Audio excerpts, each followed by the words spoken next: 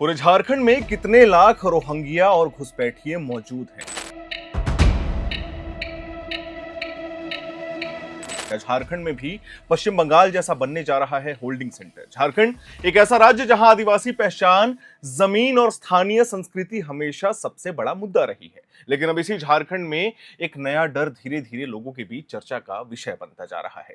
साहिबगंज, पाकुड़, जामताड़ा और संथाल परगना जैसे इलाकों में लोग खुलकर यह सवाल पूछ रहे हैं कि क्या यहां भी पश्चिम बंगाल जैसी स्थिति बन रही है? क्या अवैध घुसपैठियों और रोहिंग्या नेटवर्क का असर अब झारखंड तक पहुंच चुका है? और क्या आने वाले समय में यहां भी पश्चिम बंगाल जैसे होल्डिंग सेंटर, दस्तावेज जांच और बड़े स्तर पर पहचान सत्यापन की कार्रवाई देखने को मिल सकती है? वीडियो के अंत तक बने रहिएगा।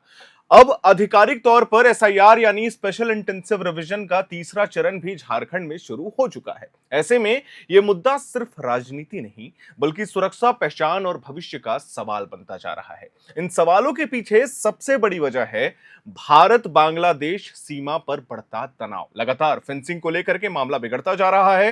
पिछले कुछ महीनों में भारत और बांग्लादेश बॉर्डर पर लगातार विवाद देखने को मिल रहा है। खासकर फेंसिंग को लेकर माहौल ज्यादा गर्म हो गया है। भारत अपनी सीमा पर तेजी से फेंसिंग और स्मार्ट सुरक्षा सिस्टम लगाने का काम कर रहा है, लेकिन कई जगहों पर बांग्लादेश की सीमा सुरक्षा बल यानी बीजीबी इस काम का विरोध करती हुई दिखाई दे रही है। कहीं बहस, कहीं झड़प, तो कहीं फेंसिंग रोकने की कोशिश जैसी घटनाएं भी लगातार सामने आ रही हैं।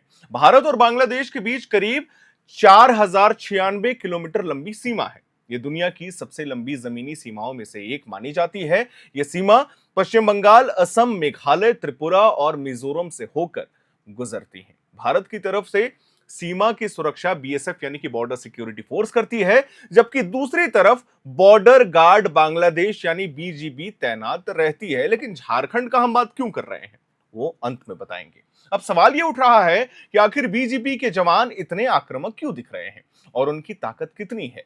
बॉर्डर गार्ड बांग्लादेश यानी बीजीबी बांग्लादेश की अर्धसैनिक सीमा सुरक्षा बल है। इसकी कुल संख्या करीब 70,000 बताई जाती है। इनके पास लगभग 64 बटालियन है, जिनमें बड़ी संख्या भारत सीमा पर तैनात रहती है। हालांकि हर सेक्टर में कितने जवान मौजूद हैं, इनकी सटीक जानकारी सार्वजनिक नहीं की जाती है, लेकिन माना जाता है कि भारत सीमा पर हजारों बीजीबी जवान लगातार निगरानी में लगे हुए हैं। वहीं दूसरी तरफ भारत की बीएसएफ दुनिया की सबसे बड़ी बॉर्डर गार्डिंग फोर्स मानी जाती है, दुनिया की सबसे बड़ी। इसके पास करीब 2,70,000 से ज्यादा जवान हैं। सिर्फ बांग्लादेश सीमा पर ही बीएसएफ की कई बटालियन तैनात हैं, जो 24 घंटे पेट्रोलिंग, निगरानी और फेंसिंग सुरक्षा का काम करती हैं। लेकिन मामला गड़बड़ा कहां रहा है? तनाव की असली वजह क्या है, यह आपको जाननी चाहिए। सबसे बड़ा कारण फेंसिंग ही है। भारत सीमा पर नई फेंसिंग और स्मार्ट टेक्नोलॉजी आधारित निगरानी सिस्टम लग रहा है। पश्चिम बंगाल में बीजेपी की सरकार बनती है। शिवेंदु अधिकारी ने बड़े स्पष्ट निर्देश दिए। इसमें कैमरा, सेंसर और डिजिटल ट्रैकिंग सिस्टम शामिल है। भारत का यह कहना है कि यह काम उसकी सीमा के अंदर सुरक्षा के लिए किया जा रहा है, लेकिन बीजीबी कई बार यह आरोप लगाती है कि कुछ इलाकों में फेंसिंग नो मैन्स लैंड यानी कि 150 गज वाले संवेदनशील क्षेत्र के करीब की जा रही है। इसी बात को लेकर दोनों देशों के बीच विवाद बढ़ता जा रहा है। दूसरा कारण है राजनीतिक अस्थिरता। बांग्लादेश में हाल के समय में ही राजनीतिक तनाव और जो हिंसा की घटनाएं हैं वो बहुत ज्यादा बढ़ती जा रही हैं, सामने भी आई हैं। जब भी वहां पे हालात बिगड़ते हैं तब बीजीबी क्या करती है? बीजीबी अपनी जिम्मेदारी स्वयं नहीं लेती, वो लोगों को सामने खड़ा कर देती है। ऐसे समय में सीमा पर उनकी गतिविधियां और सख्त हो जाती हैं। तीसरा और सबसे बड़ा मुद्दा है अवैध घुसपैठ और तस्करी का, जो बांग्लादेश, बंगाल और झारखंड के एक ट्राइगोनल में चल रहा है। क्या है पूरा मामला? अवैध तरीके से लोगों की एंट्री, मवेशी तस्करी, ड्रग्स सप्लाई, नकली नोट और कई गैर कानूनी गतिविधियां होती रही हैं। बीएसएफ इन गतिविधियों को रोकने की कोशिश करती है, लेकिन कई बार आरोप लगते हैं कि दूसरी तरफ से पर्याप्त सहयोग नहीं मिलता। अब यही मुद्दा धीरे धीरे झारखंड तक भी पहुंचता हुआ दिखाई दे रहा है। झारखंड के कई जिले आप देख लीजिए, साहिबगंज हो गया, पाकुड़ हो गया, संथाल परगना हो गया, जामताड़ा हो गया, इन क्षेत्रों में लंबे समय से अवैध घुसपैठ को लेकर चर्चा होती रहती है। राजधानी रांची में भी होती है। स्थानीय लोगों का यह दावा है कि यहां जनसंख्या का पैटर्न तेजी से बदल रहा है। कई लोग ये आरोप लगाते हैं कि फर्जी दस्तावेजों के जरिए बाहरी लोग यहां आकर के बस चुके हैं। हालांकि इन दावों की पुष्टि हम एयर नाउ नहीं करते, लेकिन कई मीडिया रिपोर्ट से दावा करती हैं।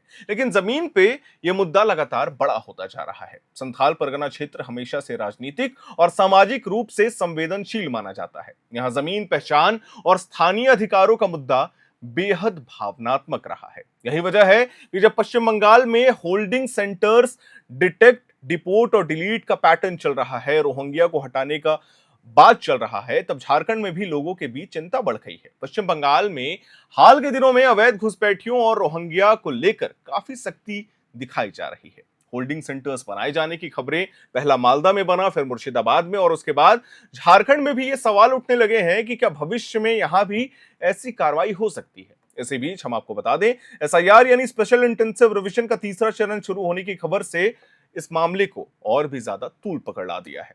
झारखंड का मकसद वोटर लिस्ट और पहचान संबंधित रिकॉर्ड्स को अपडेट और सत्यापित करना होता है। ऐसे में अब लोग ये सवाल पूछ रहे हैं कि क्या आने वाले समय में दस्तावेज जांच और पहचान सत्यापन की प्रक्रिया और तेज होगी। हालांकि अभी तक सरकार की तरफ से यह साफ तौर पर नहीं कहा गया है कि झारखंड में होल्डिंग सेंटर्स बनाए जाएंगे।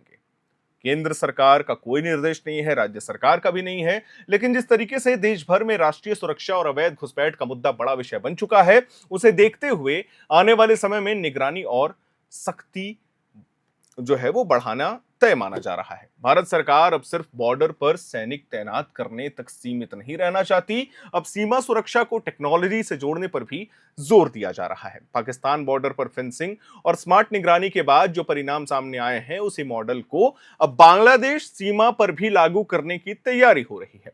सरकार का यह मानना है कि इससे अवैध घुसपैठ, ड्रग्स कार्टेल, ड्रग्स तस्करी, मानव तस्करी और सीमा पर अपराधों का रोक लगेगा, क्योंकि यह सिर्फ सुरक्षा का नहीं बल्कि सामाजिक और आर्थिक स्थिरता का भी बड़ा मुद्दा बन चुका है। लेकिन दूसरी तरफ यह भी तो सच है कि भारत और बांग्लादेश दोनों पड़ोसी देश हैं। सच्चाई तो है, दोनों देशों के बीच व्यापार, संस्कृति और लोगों का गहरा रिश्ता रहा है। हालांकि अभी वर्तमान परिदृश्य में हालात बिगड़े थे। ऐसे में सीमा विवाद को बड़ा संघर्ष बनने से रोकना भी जरूरी है। यही वजह है कि जब भी तनाव बढ़ता है, तब बीएसएफ और बीजीबी के बीच फ्लैग मीटिंग होती है, डीडी स्तर तक बातचीत की जाती है ताकि हालात सामान्य बनाए जा सके। पिछले कुछ वर्षों में दोनों देशों के बीच सैकड़ों बैठकें हो चुकी हैं। कई मामलों में समाधान भी निकला, लेकिन फेंसिंग और घुसपैठ जैसे मुद्दे पर मतभेद अब भी बने हुए हैं। अब सबसे बड़ा सवाल यही है कि क्या झारखंड आने वाले समय में पश्चिम बंगाल जैसे हालात देख सकता है। इसका जवाब पूरी तरीके से भविष्य की परिस्थितियों में सरकारी जांच और सुरक्षा एजेंसियों की रिपोर्ट पर निर्भर करेगा। लेकिन सवाल तो आपसे भी है कि आप अपने आसपास ऐसी चीजें देखते हैं। अगर किसी इलाके में बड़े स्तर पर अवैध घुसपैठ या फर्जी दस्तावेजों के मामले सामने आते हैं, तो प्रशासनिक कार्रवाई भी बढ़ सकती है। एसआईआर जैसी प्रक्रिया इसी दिशा में देखी जा रही है, जहां पहचान और रिकॉर्ड सत्यापन पर जोर दिया जा रहा है। लेकिन यह भी जरूरी है कि किसी भी मुद्दे पर फैसला तथ्य और जांच के आधार पर ही हो, क्योंकि सीमा, नागरिकता और पहचान जैसे मुद्दे बेहद संवेदनशील होते हैं। गलत जानकारी या अफवाहें सामाजिक तनाव भी पैदा कर सकती हैं। आज अगर हम बात करें तो भारत की सबसे बड़ी प्राथमिकता है राष्ट्रीय सुरक्षा, सीमा सुरक्षा और आंतरिक स्थिरता। यही कारण है कि सरकार अब बॉर्डर पर सिर्फ जवानों की संख्या नहीं बढ़ा रही, बल्कि स्मार्ट प्लानिंग के साथ, डिजिटल निगरानी के साथ और डेटा आधारित सुरक्षा मॉडल पर काम करने को जोर दे रही है। और शायद यही वजह है कि आज भारत बांग्लादेश सीमा पर होने वाली हर छोटी हलचल सिर्फ सीमा की खबर नहीं रह गई है, उसका असर अब झारखंड, पश्चिम बंगाल और देश के दूसरे हिस्सों की राजनीति, सुरक्षा और सामाजिक माहौल तक महसूस किया जा रहा है। लेकिन झारखंड की बात होना लाजमी है इसमें।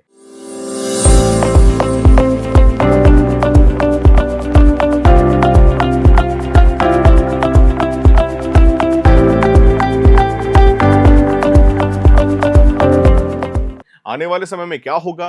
क्या सरकारें फैसला लेंगी? जांच एजेंसियों की रिपोर्ट और दोनों देशों के रिश्तों पर यह निर्भर करेगा। लेकिन इतना जरूर है कि भारत बांग्लादेश सीमा अब सिर्फ एक बॉर्डर लाइन नहीं रही है, बल्कि ये राष्ट्रीय सुरक्षा, पहचान, जनसंख्या संतुलन और सबसे जरूरी चीज राजनीति का सबसे बड़ा मुद्दा बन चुकी है। हालांकि अब बात थोड़ा सा झारखंड के विषय पर। आपको पता है, गोड्डा से सांसद निशिकांत दुबे लगातार यह मुद्दा उठाते हैं। पिछले विधानसभा चुनाव में भारतीय जनता पार्टी इसी मुद्दे पर बात कर रही थी, घुसपैठियों वाले मुद्दे पर, कि झारखंड में घुसपैठ डेमोग्राफी चेंज लगातार बढ़ता जा रहा है। अभी जो पश्चिम बंगाल में होल्डिंग सेंटर्स बनाए जा रहे हैं, वो होल्डिंग सेंटर्स की मान्यता क्या है, वो इतनी जरूरी क्यों मानी जा रही है? पहला मालदा में बना, मालदा में 9 लोगों को रखा गया। मुर्शिदाबाद से खबरें आ रही हैं, बहुत सारी जगहें हैं, मतलब पश्चिम बंगाल में जो बांग्लादेश से बॉर्डर टचिंग जिले हैं, वहां से भी खबरें आ रही हैं। तो अब जो झारखंड में बात होती थी, क्या झारखंड में भी इस पे काम किया जा सकता है होल्डिंग सेंटर्स को लेकर के? क्या एसआईआर एक माध्यम बनेगा? क्योंकि देखिए, जो भी नाम 70 लाख नाम, 71 लाख नाम काटे गए हैं अनमैप्ड सूची में झारखंड में, उनमें से कितने लोग संदिग्ध हो सकते हैं? ये भी तो एक सवाल है ना। 71 लाख लोगों का मैपिंग नहीं हो पाया झारखंड में। अब 71 लाख लोगों में से आप 5 या 7% का भी आंकड़ा निकाल लीजिएगा तो वो लाखों में है। क्या इतने लाख लोग झारखंड में हैं? क्योंकि अमूमन उधर से ये खबरें आती हैं, साहिबगंज से, पाकुड़ से, कि वहां रोहिंग्या बांग्लादेशी आते हैं, भोली भाली आदिवासी लड़कियों से शादी करते हैं, उनके जमीन पर कब्जा करते हैं, बच्चे पैदा करते हैं, और उसके बाद पूरा एरिया का डेमोग्राफी चेंज हो जाता है। ये बहुत सारे लोग बताते रहते हैं, खबरें बीच बीच में आती रहती है, हालांकि इसकी पुष्टि नहीं हो पाती किसी कारणवश। लेकिन अब सबसे बड़ा सवाल, क्या झारखंड में होल्डिंग सेंटर बनेगा? इसका जवाब आप हमें कमेंट बॉक्स में जरूर दीजिएगा। आने वाले समय में इस मुद्दे को लेकर के, इस विषय को लेकर के क्या अपडेट्स आएंगे, वो अपने चैनल के माध्यम से अपने दर्शकों को हम जरूर देंगे।